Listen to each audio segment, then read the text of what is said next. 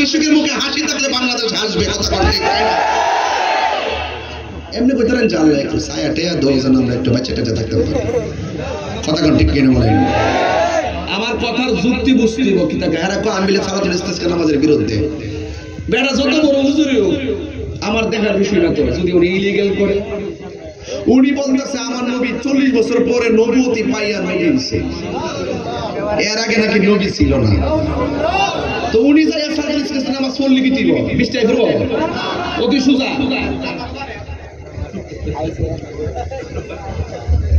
আপনি অন্তর ঠিক করেন, আপনি জবান ঠিক করেন, আপনি মানবতার কাজ করলে কি দিব, হাজার মানুষের কর্মসংস্থান করলে কি দিব, আপনার দ্বারা তো ঈমান গ্রহণ করার কোনো সন্ধান পাওয়া যাবে না, কথা ঠিক না বেটি? হ্যাঁ, মালের লাভ হইতে হবে, টাকা পয়সা রুজি করতে হবে, এই রাস্তা ঠিক আছে আপনার, কিন্তু এই রাস্তা অন্ধকার, কথা ঠিক না বেটি? যে উম্মত বলে যে 40 বছর পরে নবুয়তি পাইয়া নবী হইছে, এর আগে নবী আছেন না। আমি করিমগঞ্জ জানতাম সাহেব পূর্ব নয়াকান্দি, আপনারা বলেন আমার নবী 40 বছর নবুয়ত পাওয়ার আগে কি আমাদের মতো সাধারণ মানুষ ছিল? উনি নবী ছিল কি ছিল না? এই 40 বছর নবী ছিল কি ছিল না? মার রেহেমে নবী ছিল কিনা? আব্দুল্লাহ পেশারিতে আসার আগে নবী ছিল কিনা? আদম থেকে ঈসা পর্যন্ত নবী হওয়ার আগে নবী ছিল কিনা? চন্দ্র সূর্য হওয়ার আগে নবী ছিল কিনা? আপনি কোন ওয়াজ করলেন একটু চিন্তার ব্যাপার আছে। আমি জাস্ট এটা ধরাই দিয়েছি পাবলিকরে যে আপনার মুখে মধু অন্তরে বিষ।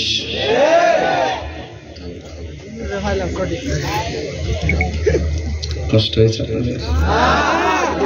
আমি কি সালাতুল ইস্তিসকার বিরুদ্ধে, বৃষ্টি প্রার্থনা নামাজের বিরুদ্ধে, ওনার সিস্টেমের বিরুদ্ধে, ওনার কর্ম পদ্ধতি যে ভালো না এটা ধরাই দিচ্ছি আমি, ঠিক আছে? আমি বলছি যে এমনি তো ঠিকঠাক হয়ে যাবো, আস্তে আস্তে হইব। দেখেন এখনো তো বৃষ্টি লাগাতার 10 দিনও আমাদের কৃষকের সব দাম মেরে যাবো, তখন কি থাকবেন? তখন রোদ লেগে তো নামাজ পড়বেন নি, দোয়া করবেন নি, হিতানো নাই তো, চাল কিনা খান তো, আল্লাহ মাল মানে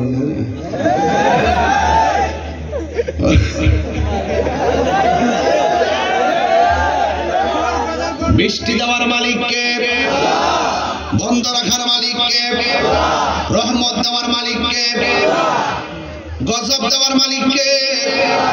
গরমের জন্য যদি নামাজ বারবার প্রয়োজন হতো তাইলে ওই সৌদি আরব আর আরব কান্ট্রিতে প্রতিদিন সালাতুল ইস্তিসকা নামাজ পড়তো বাঁচার জন্য, কথা বলেন ঠিক কিনা? এই জন্য আমার যুবক ভাইয়েরা, এই পৃথিবীটা আল্লাহ বানাইছে, 7টা স্তরে আসমানটা বানাইছে।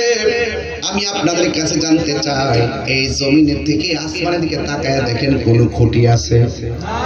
আপনারা জবান খুলে বলেন খুঁটি ছাড়া আসমানটারে ঝোলায় রাখছে কে?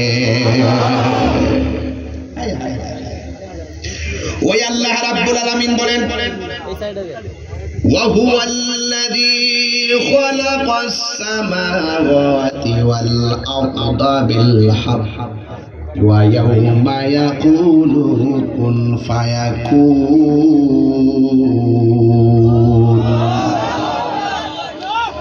আল্লাহ রাব্বুল আলামিন হলো যিনি আসমান এবং জমিনটাকে যথাযথভাবে সৃষ্টি করেছেন।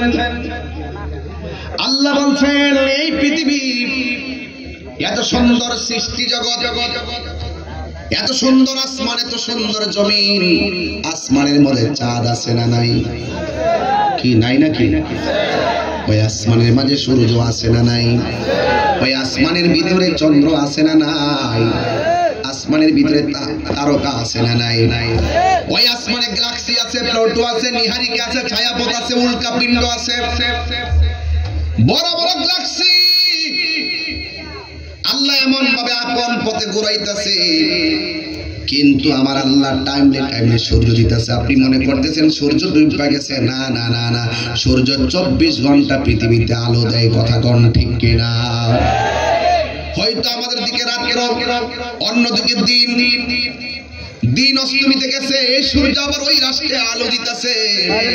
আপনারা জবান খুলে বলেন এই সূর্যের আলো দেওয়ার মালিক কে?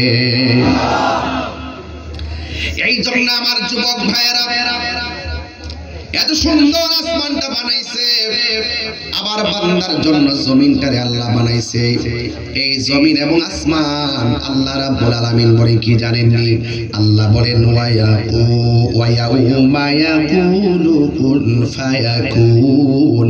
সেই দিন একদিন আমার আল্লাহ এই ইসরাফিল আলাইহিস সালাম রে বলবে শুনগা ফু দাও, কাউলুহুল হক ওয়া লাহুল মুলকু ইয়াউমা ইউনফাকু ফিস সূর। ইসরাফিল আলাইহিস সালাম আল্লাহর একটা হুকুমের তামিল করার জন্য সিংহাটা মুখে নিয়ে বসে আছে। একদিন সিংহাটা ফু দিবে, এই আসমানটা লন্ড বন্ড হয়ে জমিনে ছিটকে পড়ে যাবে।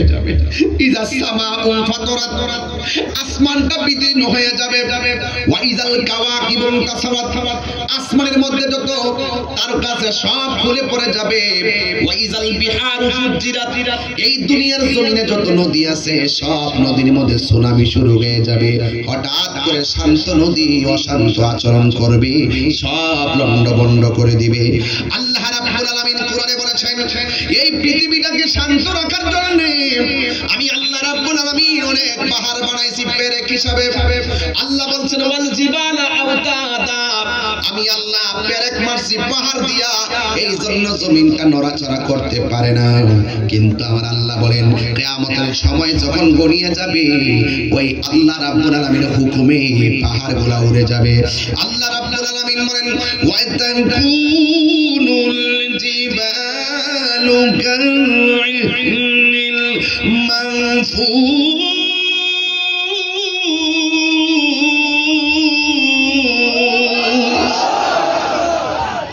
আল্লাহ রাব্বুল আলামিন বলেন যেই দিন পেরেক হিসাবে পাহাড়গুলো আকাশের দিকে উড়ে যাবে ওই মুহূর্তে জমিনের মানুষগুলো আল্লাহ বলছেন ইয়াউমা ইয়াকুনুন নাসু কাল ফারাশিল মাবসুস। ওই দিন জমিনের ভিতরে যতগুলো মানুষ আছে সব ফড়িং এর মতন উড়ে উড়ে চলে যাবে। মনে করেন করিমগঞ্জের মানুষ উইরা যাইয়া বালিখোলা পড়বে, বালিখোলার মানুষ উইরা যায় ইন্ডিয়াতে পড়বে। এমন গুলা চোখের পলকে মানুষগুলো এমন ভাবে ছিটকে যাবে। বন্ধুরে আমার ও পূর্ব নয়া কান্দের বাবারা, ও আমার নারায়ণ, ওই আমার করিমগঞ্জের বাবারা, ও আমার কিশোরগঞ্জের বন্ধু, খোলা আকাশের নিচে ওই আল্লাহকে জবান খুলে ডাক দিয়া কন্যা আল্লাহ মানে উড়ে যাবে। তখন শান্ত জমিনটা শান্ত আচরণ করবে, এমন ভাবে কাঁপাকাঁপি শুরু করবে। ও আখরাজাতিল আরদু আসফালাহা, জমিনের ভিতর থেকে